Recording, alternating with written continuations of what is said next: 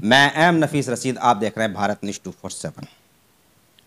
दिल्ली देश की राजधानी और राजधानी के अंदर ही यानी कि है जंतर मंतर।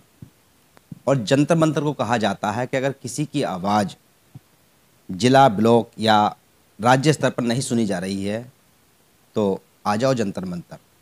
और कहा जाता है कि जंतर मंतर अगर पहुंचेंगे और अपनी आवाज़ उठाएंगे, अपनी पार्टी की आवाज़ उठाएंगे, अपने दुख तकलीफ की आवाज़ उठाएंगे तो प्रधानमंत्री, राष्ट्रपति और सुप्रीम कोर्ट सुनेगा। और जब इसी जंतर मंतर पर कहा जाए और कहे वो आदमी जो एक धर्म का चोला पहन के बैठा है और वो बता रहा है अपने आप को मैं बाबा हूँ, मैं संत हूँ, और बता रहा है कि मैं 83 साल का हूँ और मैं 80 मर्डर कर चुका हूँ, और 80 मर्डर करने के बाद में वो फिर ये कहता है कि मुसलमानों को कब काटोगे, ईसाइयों को कब काटोगे, तब पुलिस की ओर से कोई कार्रवाई नहीं होती। और सरकार जो ये दावा करती है कि सबका साथ सबका विकास की ये सरकार चल रही है, तब सांसद भवन से 2 किलोमीटर दूर ये नारा लगता है और ये स्लोगन कहा जाता है, और साथ ही साथ खुले मंच से मुसलमानों को, ईसाइयों को काटने की बात की जाती है। उस बाबा की अभी तक कोई गिरफ्तारी नहीं हुई। ऊपर से जिस पत्रकार ने भी इस मुद्दे को उठाया उसके ऊपर FIR हुई और उसको जवाब देई नोटिस जारी किया गया कि आपने हेड स्पीच क्यों दिखाई। हेड स्पीच क्यों दिखाई पर जिसने दी उसके ऊपर क्या कार्रवाई हुई, अभी तक कोई जानकारी हमारे पास नहीं है। इन्हीं सभी बातों के लिए मैं थोड़ा समय निकाला है और डॉक्टर दुआ साहब मेरे साथ में मौजूद हैं, थोड़ी बात कर लेते हैं। सर, जानना चाह रहा था कि जिस तरह से पार्लियामेंट के नज़दीक जंतर मंतर पर जहां आवाज़ बुलंद की जाती है अपने हक हकूक़ की, वहां से संविधान की धज्जियां उड़ाई गई और खुलेआम मंच से धमकी दी जाती है कि मुसलमानों को, ईसाइयों को कब काटोगे। इस पर पुलिस कोई कार्रवाई नहीं करती है। सर, जानना चाह रहा हूं इस तरह का ये घोल क्यों हो रहा है। देखिए, आपके सवालों में बहुत सारे जवाब हैं। पहली बात तो कि जंतर मंतर आम जनता की आवाज़ उठाने की एक जगह बनाई गई। कई बार साजिशन उसे बंद करने की कोशिश गई। ये बोट क्लब से आया था, फिर इसे जंतर मंतर से बाहर फेंकने की कोशिश की गई, और तब ये सवाल उठा कि जनता अपनी आवाज़ को, जो उसकी आर्टिकल 19 और 21 में है, जो हमारे मौलिक अधिकार है, वो कहाँ उठाया जाए। तो इस पे बहुत सारे केस चले और बाद में अंततोगत्वा वहाँ पे लोग बैठते हैं, लेकिन रिस्ट्रिक्शंस हैं और ऐसा लगता है कि वहाँ जो आवाज़ भी उठा रहे हैं तो वो जेल के अंदर चारों तरफ जो है छावनी बना होता है और बैरिकेड लगा होता है। तो वो एक तो गलत है, पहली बात। और दूसरी बात ये कि जो आपने कहा कि 80 मर्डर करने वाला कहता है कि 83 साल का मैं 80 मर्डर किया, तो वो 80 मर्डर करने वाला, पहली बात तो कानून के अंदर वो मुजरिम है और वो बाहर कैसे घूम रहा है, जबकि उसे या तो फांसी लग जानी चाहिए थी या तो आजीवन कारावास उसे होना चाहिए था, जो हमारा संवैधानिक कानून कहता है। और वो जंतर मंतर पे या कहीं भी इस तरह की बात, तो असंवैधानिक बातें करता है, चाहे वो डिंग मारने में या अपने नाम को बनाने में, तो ये ठीक नहीं है। और ऐसी हालत में पुलिस को, प्रशासन को चाहिए कि फ़ौरन उसे अरेस्ट करना चाहिए, उसकी इंक्वायरी होनी चाहिए, पता करना चाहिए कि उनकी बातों में अगर सच्चाई है तो उन्हें जेल भेजें। दूसरी बात, ऐसे खुले आदमी को छोड़ना खतरे से खाली नहीं है। बिल्कुल ऐसे इस तरह की बात करने वाले, अगर कोई एक छोटा मोटा अनजान आदमी हो तो स्वामी था, लेकिन ठीक है जी मैं स्वामी जी का इज्जत करता हूँ, एक आदमी जो है धर्म कर्म की बात, स्वामियों की आड़ में, बाबा की आड़ में कोई गुंडा मवाली आ गया हो, ये हमारी तुम्हारी नज़रों से बचा रहा हो। ये भी हो सकता है कि कई बार आतंकवादी जो है, आतंकवादी का कोई धर्म नहीं होता, तो ये लोग जो आजकल कुछ भगवा बस पहन करके या कोई मुल्ला और टोपी और दाढ़ी बना करके वो धर्म को बदनाम करते हैं, एक समुदाय को बदनाम करते हैं, तो वो एक अलग ही सिस्टम होते हैं। उस पर पूरी समुदाय को हम गाली नहीं दे सकते, हम चाहे हिंदू हों या मुसलमान, उनको बुरा नहीं कह सकते।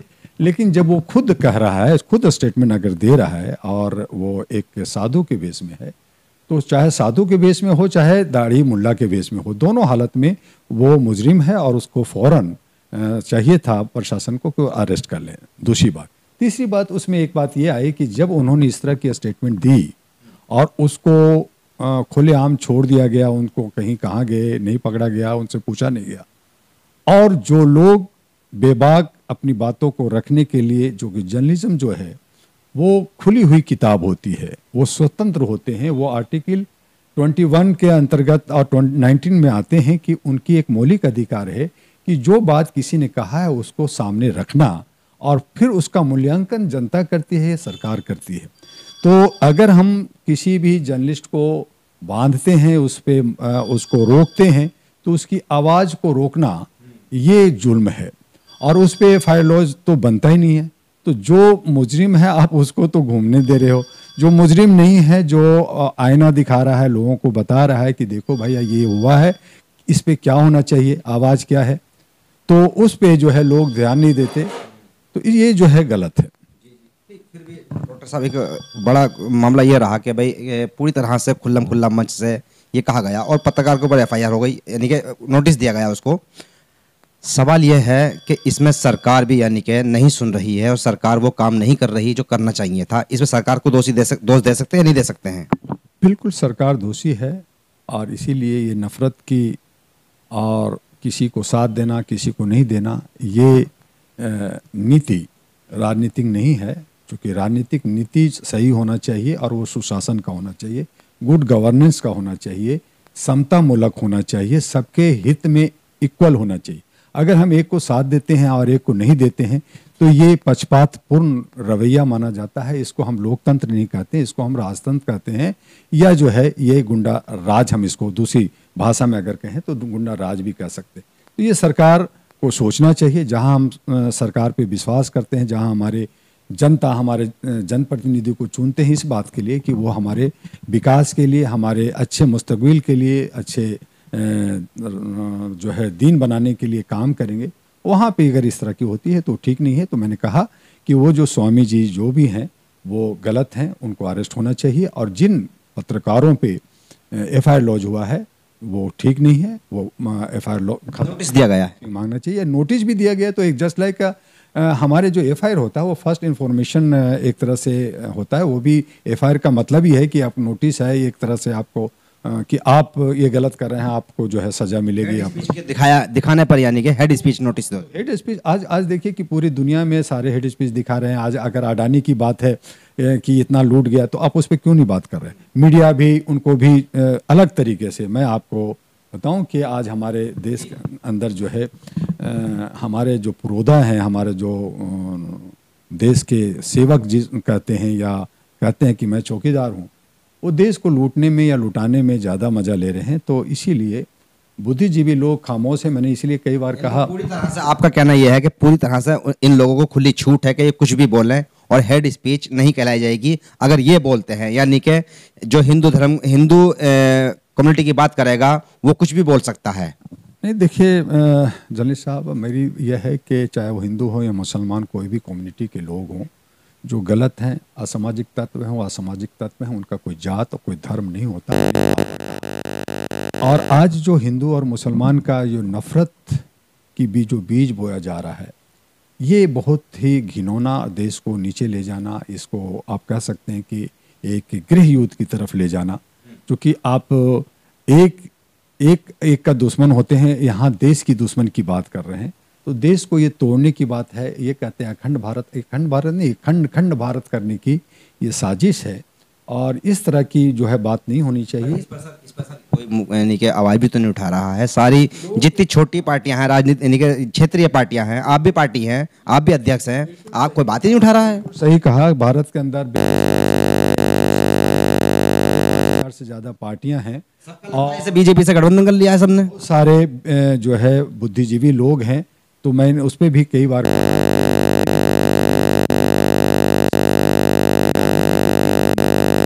नहीं ये सुनना चाहते हैं, न बोलना चाहते हैं, न देखना चाहते हैं, बस ये मुक्त बन करके चुप खामोशी से जीना चाह रहे हैं। क्योंकि सबको लगता है कि जो सरकारी तंत्र हैं, जो लोग हैं, वो कहते हैं जी मुझे रोटी चाहिए, मुझे जो है रोजगार चाहिए, और वहाँ पे उलझे हुए हैं।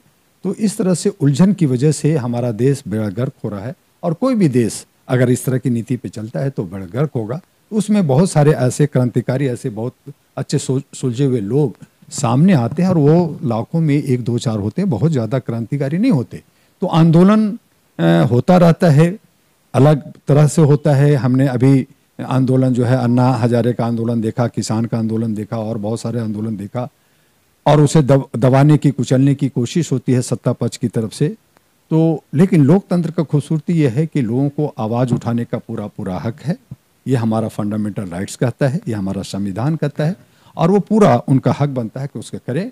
और ये बात हमारे न्यायपालिका भी समझती है, लेकिन न्यायपालिका भी आज के दौर में खामोश नजर आ रही है। नजर आ रही है, या मुझे नहीं लगता कि ये, इनको लगता है ऐसे जैसे कि इनको जंजीरों में जकड़ दिया गया और ये कुछ बोल नहीं सकते। ऐसा तो नहीं अंदाजा लगाया जा सकता कि भाई बीजेपी का या आरएसएस का ये एक ऐसा झाल है कि भाई पार्टी को, सरकार को, सत्ता को बचाने के लिए खुले सांड कुछ खोल छोड़ दिए गए हैं और बाकी सब ने गठबंधन कर लिया अंदर खाते। ऐसा हो मान सकते नहीं मान सकते? ये लोग जो साजिस्तन, जो एक पहली बात तो ये है कि हमारी 140 करोड़ की आबादी में जो दलित, शोषित, पिछड़े लोग हैं, जिनको क्षुद्र और स्वर्ण की बातें हो रही है, उनको नहीं मालूम कि हिंदू का शब्द क्या होता है। पहली बात तो ये, वो कहते हैं कि जी जो मुसलमान है वो नमाज पढ़ने वाला और दाढ़ी रखने वाला मुसलमान है, और जो नमाज और दाढ़ी नहीं रखता है वो हिंदू है।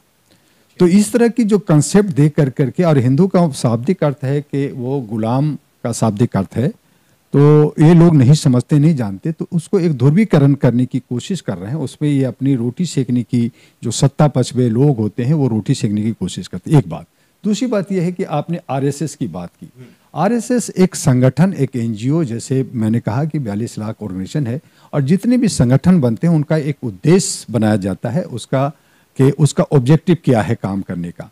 तो आरएसएस का जो ऑब्जेक्टिव है, उद्देश्य है, वो शुरू से है कि मैं एक ध्रुवीकरण करूं, और जो मुसलमान है, जो चाहे वो हिंदू से मुसलमान बना है या चाहे बाहर से आया, कहीं से आया, उसका विरोध करना और मैं अपना वर्चस्व बना के रखूं, ये शुरू से रहा है। तो गांधी जी को भी इसी बात पे, उनको 30 जनवरी 1948 को उनको शूट किया गया। तो ये बहुत सारी बहस की मुद्दा है, बहुत लंबी मुद्दा हो जाएगी और मैं उस बात पे नहीं जाऊंगा, लेकिन मैं इतना कहूंगा कि आरएसएस का जो एजेंडा है वो देश हित में, देश को जोड़ने की एजेंडा नहीं है। इसलिए जब नेहरू जी थे तो मैं आपको याद दिलाना चाहूंगा कि आरएसएस पे बैन लगा था, और आरएसएस आज भी रजिस्टर्ड संस्था नहीं है, सरकार से रजिस्टर्ड नहीं है, जिसको पंजीकृत करते हैं रजिस्टर्ड। मैंने कहा 42 लाख संस्थाएं रजिस्टर्ड है, जिसको ऑडिट देना पड़ता है, सरकार को जवाब देना पड़ता है, सरकार जब चाहे उसको, उसकी संस्था को बंद कर सकती है, उस पर रोक लगा सकती है।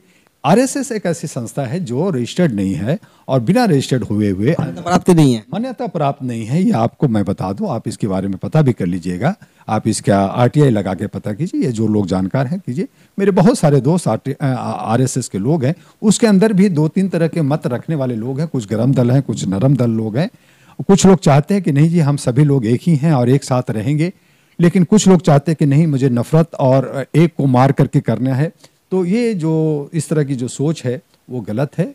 और आरएसएस के अंदर हुआ कि हम लोग सनातनी हैं, हम लोग जो है सिंधु से निकले हुए हैं, हम हिंदू नहीं हैं, हम हिंद हैं। तो मैंने बार बार कहा उन लोगों से, दोस्तों से, मेरे दोस्त, अगर आप हिंद की बात करते हो कि हिंद होना चाहिए, भारत होना चाहिए, तो अच्छी बात है। संविधान अंग्रेजी में लिखा हुआ, उसमें इंडिया और भारत लिखा है, वहाँ पे हिंदुस्तान नहीं है। मैं हिंदुस्तान की बात नहीं कर रहा, मैं इंडिया और भारत की बात कर। तो फिर अगर आज़ाद हो गया, 75 साल हो गया, तो मैं गुलाम, अंग्रेजों से गुलामी से मैं आज़ादी लिया था, तो फिर वो इंडिया हटा दो, वहाँ पे सिर्फ भारत रखो, कोई इतराज नहीं होगा। जब भारत होगा तो भारत के अंदर एक राष्ट्रभाषा की बात है, जो आज तक राष्ट्रभाषा नहीं है, राजभाषा हिंदी में है, बाकी लैंग्वेज है हमारे क्षेत्रीय लैंग्वेज है। तो आपने इस तरह से तोड़ करके ही रखा है, लड़ाने के लिए रखा है।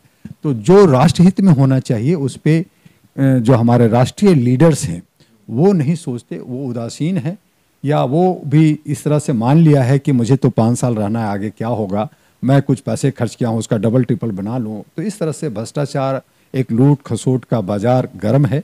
और इसमें जो धर्म का आड़ लेकर के, ये जो समुदाय को तोड़ करके जो राजनीति करते हैं, ये बहुत गंदी राजनीति कर रहे हैं।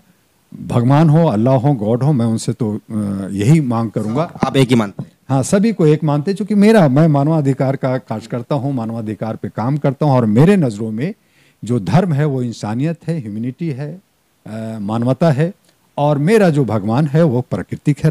जो सर शुरू वाला रहेगा कि आप इस मुद्दे पर आवाज़ उठाते हैं, अपनी पार्टी से उठाएंगे या नहीं उठाएंगे? लोग अपनी पार्टी से, संस्थाओं से हमेशा इस पे वर्कशॉप करते हैं, बहुत सारे प्रोग्राम्स करते हैं, लेकिन तरह से बयान दिया गया, 83 साल का हूँ, 180 मर्डर कर चुका हूँ, इस पर बयान देंगे आप? कंडेम करता हूँ, ये बिल्कुल गलत है। और उस आदमी को जहाँ कहीं भी हो, चाहे जिस भेष में हो, उसे फौरन पकड़ करके अरेस्ट करके उसको जेल में डाल देना चाहिए। उस पर जो भी कानूनी कार्रवाई होती है उसे फौरन तत्काल होनी चाहिए, और इस पे सरकार को गंभीर होना चाहिए। इस तरह का कोई भी हरकत करता है वो बर्दाश्त से फालतू है, वो हम इसका कंडेम करते हैं। शुक्रिया। ये थे डॉक्टर दुआ साहब, जो कि लगातार मेरे संपर्क में बने रहते हैं, और मैं भी ये कोशिश करता हूँ कि किसी तरह से भी अगर देश और देश को बचाने की अगर बात होती है, संविधान को बचा के रखने की बात होती है, तो उस हर मुद्दे पे बात की जाए जिससे कि कहा जाता है कि देश तोड़ने की बात हो रही है, संविधान को मिटाने की बात हो रही है। और इस तरह के लोग अगर ऐसे बयान देते हैं कि काटो मुसलमानों को, ईसाइयों को, तो ऐसे लोगों पे कब कार्रवाई होगी, ये सवाल बना रहेगा। मैं एम नफीस रशीद, आप देख रहे थे भारत न्यूज़ 247।